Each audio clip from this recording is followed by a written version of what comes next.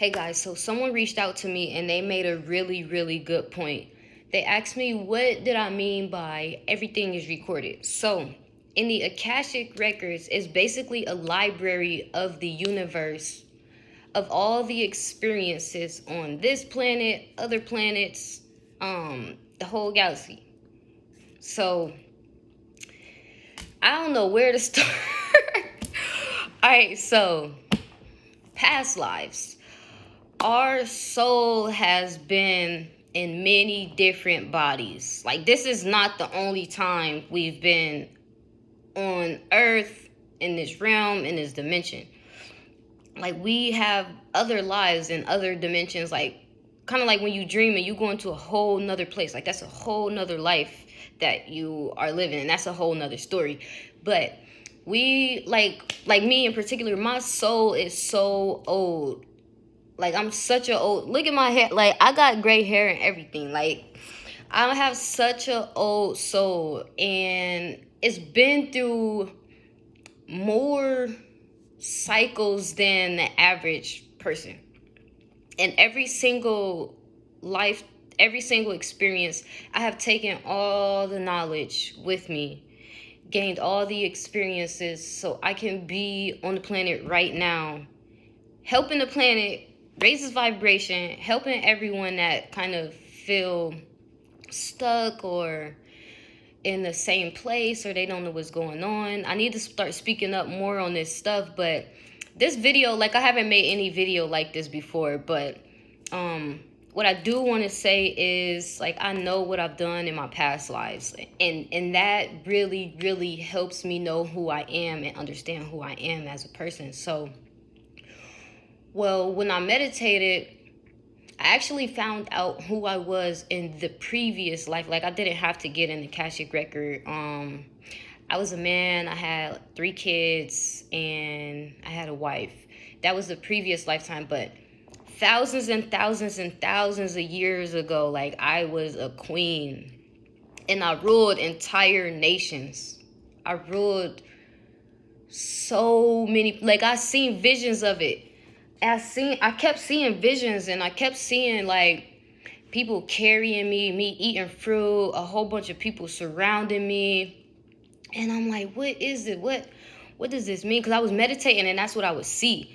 And I'm like, what is going on? And then I just happened to, Queen kept coming up in the back of my mind. And then one day I just got an Akashic record reading and I asked about it.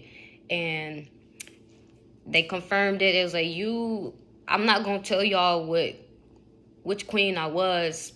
Y'all probably wouldn't even believe it, because sometimes I barely believe it, but it couldn't be any further from the truth. And anyone can go in the records and ask, and they will get the same answer. But anyways, I led so many people, and so many people looked up to me, and I take all of those traits, all of those experiences from my previous lives. I know that I was homeless in one lifetime. Like, that's why I'm so close to, like, homeless people. That's why I have a nonprofit. That's why I give to those in need. That's why I give more than I receive. And it's just so many different things you can go and you can figure out, and you can learn about yourself. You can learn about other people too if you are meant to. Just like when I met TC, and I made a video on that. So if y'all want to go back and watch the video how I met TC, but I found out that he was a triplet in 3 different lifetimes with me and my twin. He was always in the middle. And if y'all know TC right now, he's always protecting me. Like, I'm so protected spiritually and physically. But he came into my life, and how he came into my life was just like that attraction. It was just like this, like magnets, and it was just so strong. And I'm like, why do I have such a strong connection to you? And then I was like, you know what, I'm gonna get a reading about it. So I asked, and they were like, do you not realize that he was your triplet? And I was like, what? I was mind blown. They was like, yeah, 3 different lifetimes. He was always in the middle of me and my twin. And another thing, dang, what was I about to say?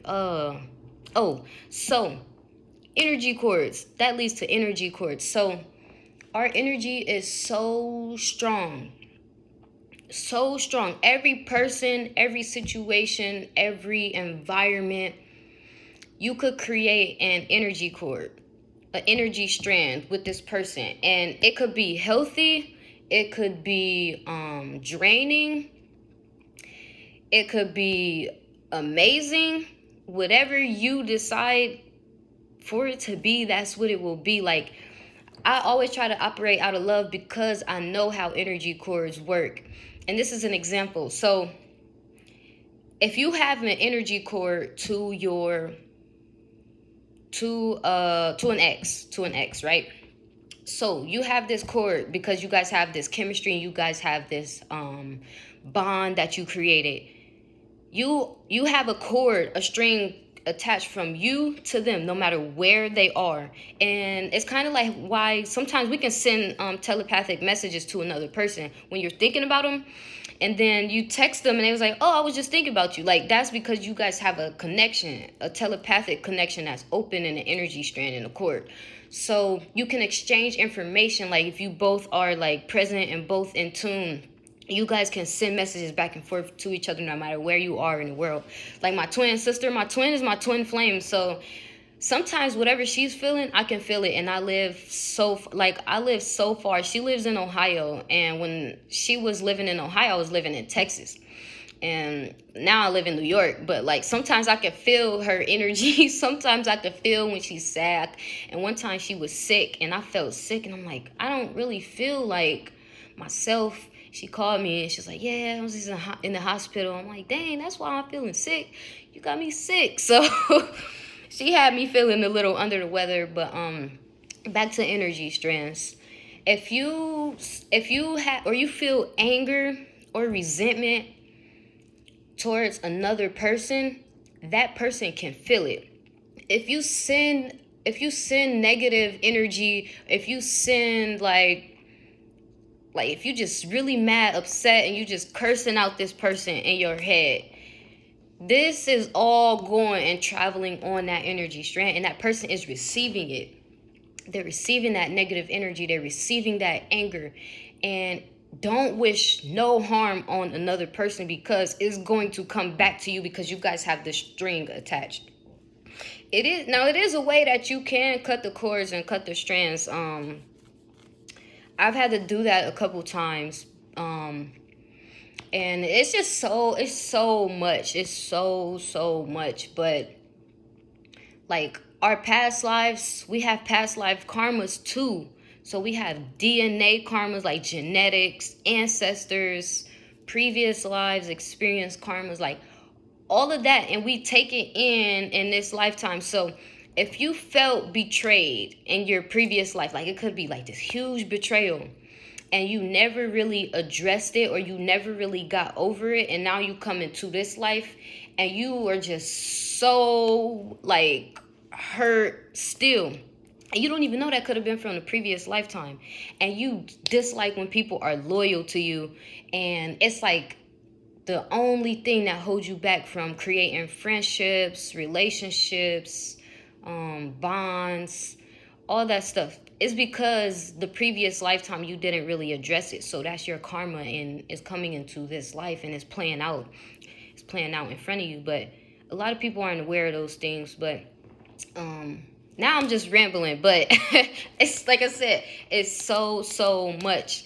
And okay, energy strands, there's different meditations you can do to cut the cords, cut the strands, so that you can feel that people are loyal to you. You don't have to keep telling people the same. You don't have to keep telling yourself the same thing about other people. And you can also have energy strands to different locations. So something can be keeping you in the same place because you have a huge, strong connection to that place. That's why a lot of people don't leave home. That's why they don't move away from what they're used to or where they grew up at. It's because they have a strong energy cord and connection to that location. So that's a lot. It's so much. I'm gonna make a part 2 on this, but anyways, I love you.